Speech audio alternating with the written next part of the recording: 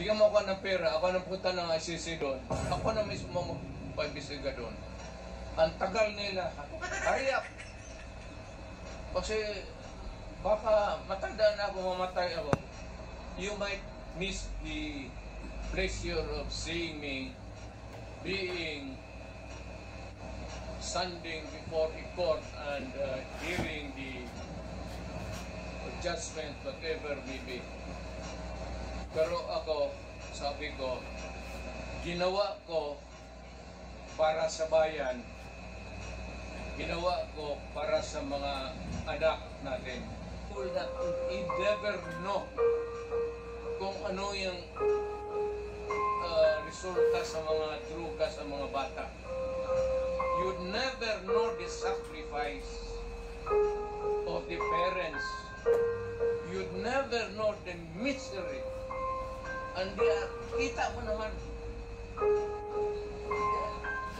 sa lahat ng Pilipinas. And you'd never understand the suffering of a parent or a brother or sister na nakita niya naggonggong na ang anak niya. Pinaaral mo kindergarten, grade school, high school, pagdating sa college, bigyan mo ng droga tapos naggonggong na, and you render the human being inutile. Yan ang masakit sa akin nung na-mayor ako. Kasagsagan yun ng droga. Hindi ko katanggap-tanggap. Kita papatayin talaga, trangkahan. Hindi ko matanggap. So that's you're asking questions that are pertaining to COA. Ano? Hindi naman ako COA. Mayor ako tapos presidente. You want to say that I have to tatanong pa ako ulit to make a second investigation or a second guess? Do you expect me to do that? Mr. Chair, Wala ka bang mayor na kilala? Tinawag yan, sir, ng intelligence pati confidential. Kaya huwag kang magtanong kung anong confidential ginawa ko.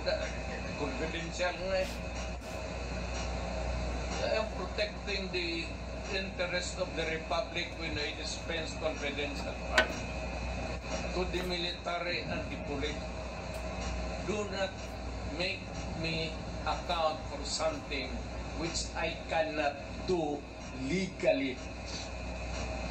That is not allowed by law. I am prohibited from doing it. Mr. Chair. Mr. Chair, sa dating hearings ng Quad Committee, retired Police Colonel Edelberto Leonardo confirmed na merong reward scheme for police personnel under the drug war of former President Rodrigo Duterte. At meron din pong isang interview mismo sa dating Pangulo na kaya gusto niya ay INC, yung merong key roles sa drug war, ay dahil nga kapag INC daw, mapagkakatiwalaan sa pera. So gusto po nating ma-confirm, given the presence of the former President, kung totoo yun na INC yung mapagkakatiwalaan sa pera para dun sa reward system.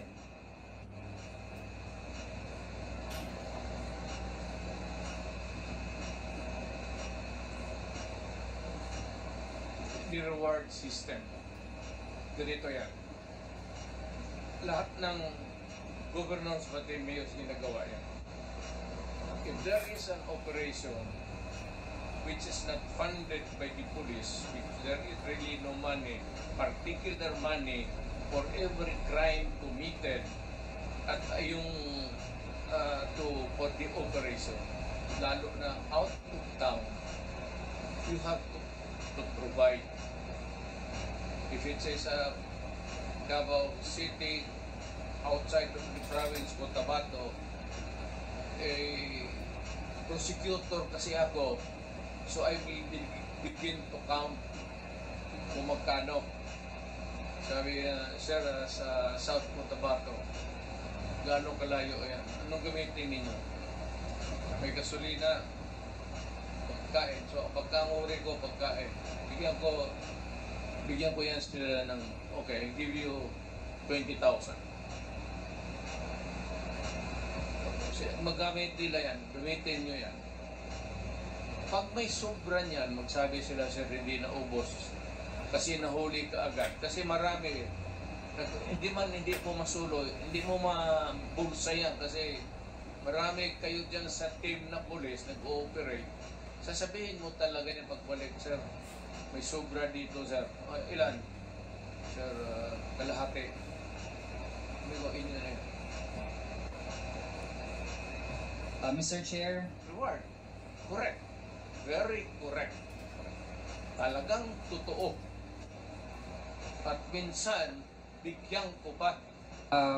Kina-confirm na rin naman ng dating Pangulo na merong reward system at sabi po niya hindi lang pala siya yung gumagawa niyan. Meron ding iba na gumagawa niyan in relation dun sa anti-drug campaign. Mr. Chair, I'd like to delve into specific persons na napangalanan na rin dati sa Quad Committee. Nabanggit din ng dating Pangulo sa Senado, merong pong alias booking na tagabigay ng pera sa mga pulis para sa drug war operations. Ito pong si Muking ay bahagi po dati ng Presidential Management Staff. Tama po ba, Mr. Chair? Yes. An employee of the management staff. Mr. Chair, bakit kinakailangan na isang taga-Presidential Management Staff ang tagabigay ng pera? Saan po ba nanggagaling yung pera na siyang ginagamit para dun sa reward system? Is an order fund of the government. Huwag mo namang sabihin na ako pa ang magbigay doon sa mga pulis. Do not expect me to go down from the office at sabihin ko mag-distribute ako. It's nice to see how money works in so many ways. We take TV. Mr. Chair, yung Peace and Order Fund, saan po yun specifically nakalaga? Galing po ba yun sa pondo ng Office of the President? Lahat ng opisina, sir, from the President down to the Governor, Mayors, may Peace and Order Fund. Discretionary yan ng Mayor, ng Governor, ng Presidente. Mr. Chair, yung Peace and Order Fund sa mga local government units natin, yun po ay kinukuha mula dun sa confidential fund. So kung sa Office of the President, lalo na't meron ding allocation for confidential and intelligence fund, dun din po ba kinukuha yung Peace and Order Fund para dun sa reward system? I will not answer your question. I have to make an accounting of what it did as President. That's official and personal. Mr. Chair, bahagi ito ng ating gustong siyasatin dito sa Quad Committee kasi kanina din naman po ang banggit lahat ng mga nagpapatupad ng ganitong operations. Yun yung source, Peace and Order Fund. Pero kailangan malinaw din saan talagang item, anong allocation po yun. So kung sa mga LGU, malinaw naman, confidential fund. Pero sa Office of the President, dahil po actually ay iilan lang naman yung mga line items doon. At kung meron dyan na pinakasunod. Tama, kasi wala rin akong alam. Kailangan mo ng report, so you have to bring the papers. You're asking questions that are pertaining to COA. Hindi naman ako COA. Mayor ako, tapos presidente.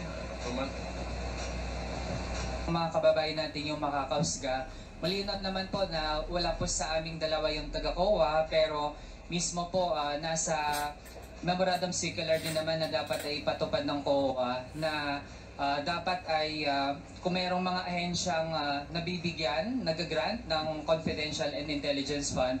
Tama o mali, sagot ko. Pero yung vetting, bakit? Ang mayor mag-vet pa?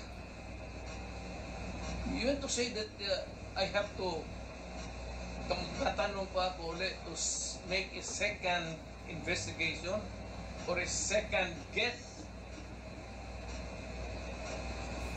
Do you expect me to do that? Mr. Chair, Wala ka bang mayor na kilala?